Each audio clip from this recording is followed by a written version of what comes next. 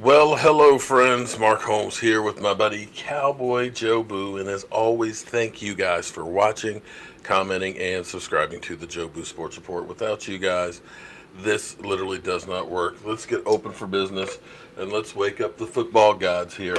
All right, so Zeke Elliott. Zeke. Oh, God, Zeke. Okay, TM Sleaze has the victim from Vegas, the security guy who is a football player himself who looks up to Zeke Elliott and wants to be like Zeke and play in the NFL, has said that he wants a sincere apology from Zeke Elliott for throwing him violently to the ground. Um, and here is actually the TMZ interview with him. I'm sure that this will be demonetized or blocked, but I wanted to at least bring it to you. When when he approached you, did he say anything before he shoved you? Well, you heard in the video, he said, "What did you say?" That's about it, though. I mean, other than that, that's all he said. You recognize him right away. Oh, yes, of course. I mean, Zeke Elliott, he's he's as tall as me, 6 foot, 228. He's a big dude, so. Did you know that there was going to be trouble? Not at first, but then when he started aggressively approaching me, I figured something would happen. And when he shoved you, what did he say? He just said, "What did you say?" And then afterwards, I didn't say anything, and then just shoved me to the ground. You never said he was sorry? Never. Well, afterwards, yes, did get an apology from him, but it wasn't a sincere apology. He didn't really maintain eye contact. Did not seem sincere at all. Did he appear to be drunk? He appeared to be slightly intoxicated. Mm-hmm. I mean, yes, obviously. I mean, you could tell. I mean, his eyes were just. I mean, his pupils were dilated. He didn't really seem to have any clue about like where he was. And all you told him, you can't come through here. That was it. Well, yes, no. My friend Steven had basically told him he couldn't come through a designated golf cart gate, and then he was upset that he had to walk about 10 yards around the gate, and then he came back about 10 minutes later. Came walking down, walked past my friend Steven, just mad dogged my friend Steven, looked him up and down, just. So he was in a bad mood? Yeah, he was in a bad mood, and then, just kind of picked my friend Steven up because he was being mean to my friend Steven, basically being a bully.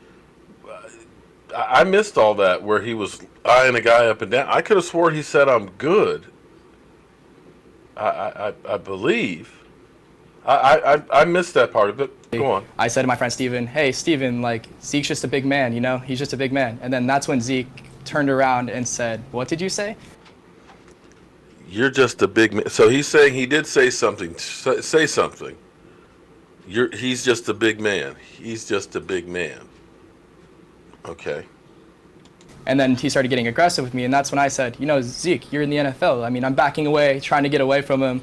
Had nowhere to go. He's cornering me." Basically just said, "Yeah, Zeke, you're in the big man. You're in the NFL." That's all I said. Were you hurt in the fall? I mean, obviously it didn't feel good falling onto a metal gate at 3 a.m. But I mean, I play football. I mean, I've taken harder hits. It didn't really hurt. And he made no effort to try to pick you up? No. He actually threw his hands up and said, "I didn't do anything." After clearly shoving me. But no, he said he didn't do anything. When they put the cuffs on him, what were you thinking? I was shocked that this whole thing had had happened. There's 300,000 people attending this festival, and the fact that Zeke Elliott came up and shoved me on the ground aggressively, it was a lot to take in at 3 a.m.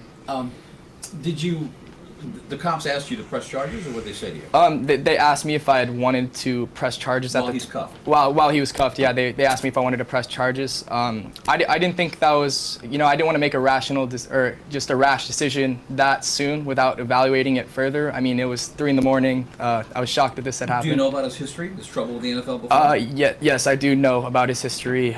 With I believe it was his ex-girlfriend, getting suspended 6 games. And all that. So after you said, "No, I don't want to press charges," they uncuffed him. Did he say anything at that point? No, I kind of just I told the police that I just wanted an apology out of the guy, and they brought me over. He was still in handcuffs. He, like I said, he gave the apology. Wasn't sincere, didn't maintain eye contact, and yeah. What do you make of this whole thing? Well, I mean, obviously, it's not the worst thing to ever happen to me, but I mean, it just makes me a little upset and sad and disheartened that He is upset. He is sad. I can see it. He is emotionally broken up about this. He really, really is. That someone that that I would look up to. I mean, I'm a football player myself, trying to achieve the same things that he has achieved in his life. And I understand, yeah, it takes a lot of work to get there. But I mean, just yeah, I mean, just that. His behavior was way out of control. Way out of control. I mean, just not necessary. You know, I mean, like I'm not going to festivals and shoving over security guards. You know what I mean? So what are you gonna do now? What I'm going to do now, you know, kind of just, I don't know. I just kind of play it by ear, you know, evaluate all my options and see where we go from there. Because you know that the owner, Jerry Jones, doesn't think it's a big deal. Yeah, no, they try to play it down a little bit. His attorney said yeah, they said it wasn't a big deal. I mean, like, you know, I mean, I wasn't hurt or anything, but I mean, just to have someone that you looked up to shove you on the ground over a metal fence, I mean, like, I don't know, it's not the biggest thing in the world, but I mean, really, I mean, like, nothing happened. I mean, come on. Okay, so, interesting, to say the least. You know, I always say there's three sides to every story. My side, your side, and somewhere in the middle lies the truth. Regardless of which side of this you're on, here's the bottom line that you have to take away from this. And Zeke Elliott, I'm sure you don't watch this and stuff, and I'm a nobody. I mean, I know I'm a 53-year-old man, and I've seen a whole lot of stuff. But what you have to realize is right now, you are a target. Nobody knew this guy and would have never known anybody until you got into a situation with him. And there's an old saying that there's no such thing as bad publicity.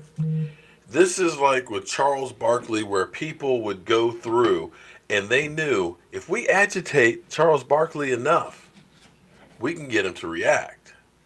And if he reacts, we're going to get famous. We're going to get paid. And that's where it is with you, Zeke.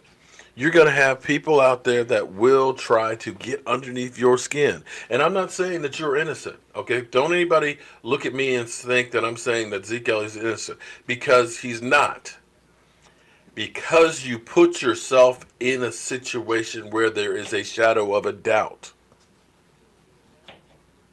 You got to be better than everybody else. You got to make sure, you know, there's some witnesses around.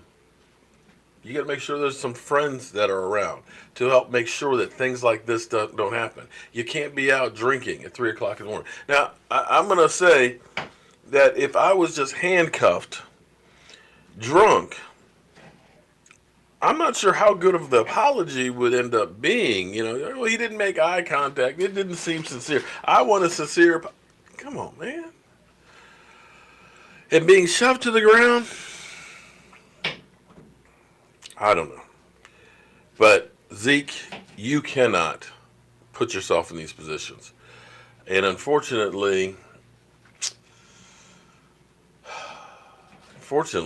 you might end up looking at seeing a game or two, because you got the target on your back. Oh boy. I don't know. I might go ahead and do the sincere apology just to make sure. Whether you feel that you're right or wrong, do it. Make sure, hey, you know what? I had a few to drink. It got escalated. I'm sorry. Forgive me. Forgive me. Would you like to go to a game in Dallas as part of the apology? Here you go. Here's 2 tickets to a game. But you got a target on your back, buddy. I'm Mark Holmes, and I hate drama. I'll see you guys.